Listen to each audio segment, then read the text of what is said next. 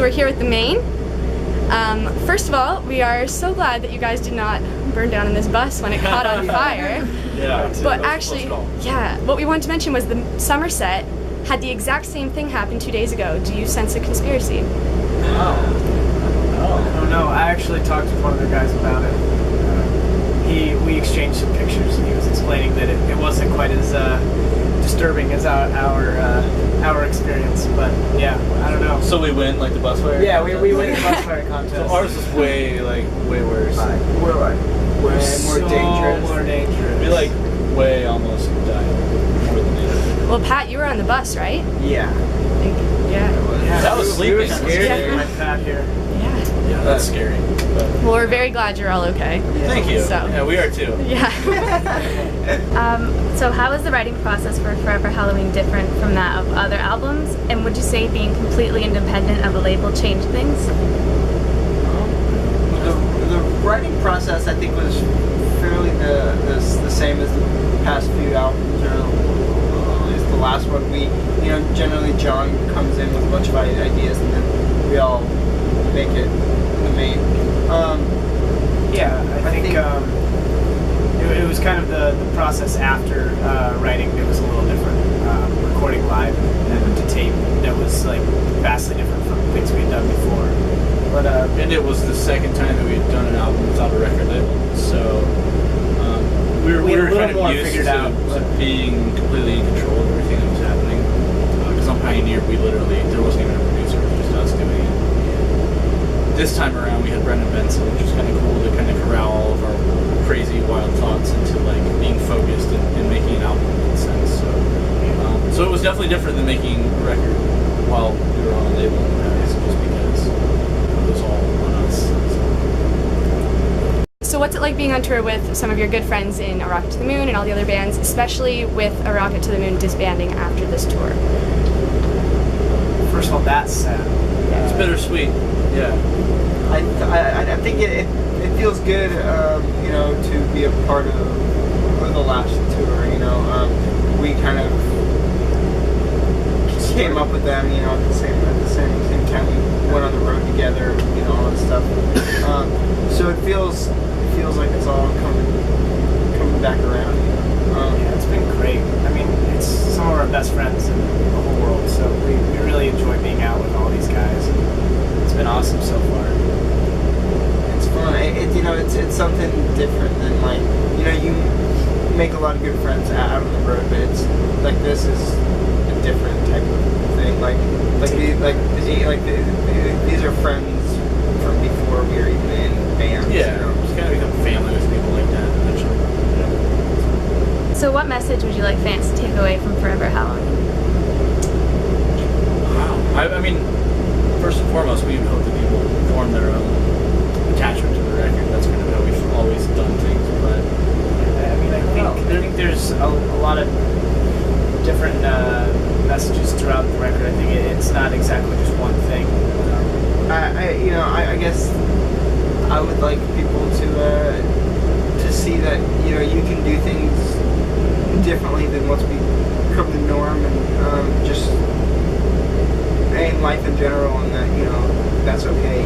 That you don't just have to follow exactly how things are done. Things don't have to be perfect. There's something special about mistakes, things like that. I think that's kind of a big thing for us in this album. What would you say gets you amped?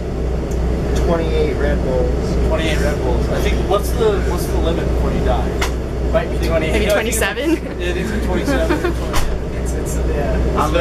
I'm just and then dead. Walking that line, just right on death. I think it all gets us really excited to travel. We've been to a lot of places recently, and we are really excited to continue traveling around the world. At least that's for me. Wow, you took all the good ones. I like seeing the line outside before a show. I think it's really cool to see. It's totally different when you see a group of people in a little box. Oh yeah, Chris Miller. When you unroll all of them and put them in a line. So that gets me interested.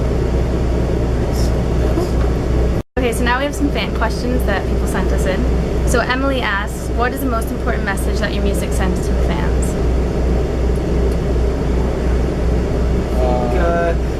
hopefully, you know, I would like people to think that, or to be aware that, you know, we're out here working hard and that we're making songs for the sake of making music and hoping that they enjoy it, and that, you know, we're not doing it to be on the radio and not doing it for things like that. And, you know, I guess hopefully it could be some type of an inspiration for people to put in the work and whatever they do. Emily had another really good question, actually. A few years ago in an interview, you were asked, what is your sound? And you said that you're still trying to find it. Do you think that you've found it now, or are you still looking? It's a tough one. I think it's a matter of every record that we make is, and this is kind of changing our original answer, I suppose, but every record that we make is a photocopy of where our band is at that time. So we're not, like, when we made Can't Stop, Won't Stop, it's not like we were going for Forever Halloween, trying to sound like something, we just couldn't do it. It was just, that's what we knew at the time, that's what we were influenced by at the time, and, you know, I would hope that as we continue to play music, it's gonna just continue to grow. I think it's bound to grow and change. And Yeah, I mean, so I guess hopefully we don't ever have a sound, because I guess then that would mean we're making the same album over and over again. So I guess hopefully we just continue to grow evolve our sound. Valentina asks, if you could go back and relive one moment from the past 6 years, what would it be?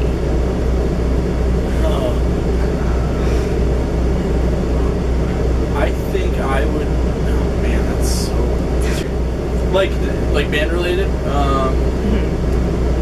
Bamboozle. This Bamboozle we just did recently was really fun, but I can't it's really pick hard that. to pick something like just one. I would like to. I would like to go back to a show that we played in 2007. For the kids. Not that one. Okay, no. that's gonna be mine. 2000, that was awesome. 2007, we played at the Trocadero balcony to like 200 people with Danger Radio and Power Space, and We had to walk through the crowd to get to the stage. it was like, all the Party gear people. out. you know, it was like Crowd. back in the time period of our band where we just absolutely we were just going with it. Like we were not prepared for anything. We were just doing it, you know. Yeah. And it was just the funnest show ever. I would like to go back and do that. And then we played when I was talking about it, we played for like a school of kids, and it was from like kindergarten to like 7th graders, 6th graders. And all these it little was kids just that are like just so excited. yeah.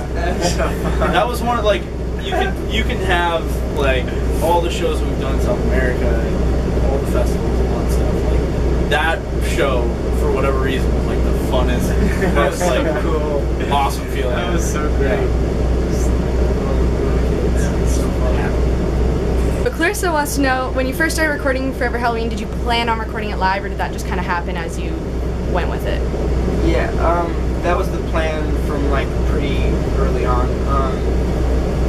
We were, you know, talking to a bunch of different people about recording the record and who we were going to record it with. At some point along the way, we kind of decided that was a path that we wanted to take, and then I think once we found Brendan, we were for sure that it was going to happen. yeah, and then once we found Brendan, that's also what he does. He decided to continue down that road. Rebecca asks, how do you feel about fans getting tattoos of your lyrics or tattoos that are dedicated to you? That's always such an unbelievable thing. I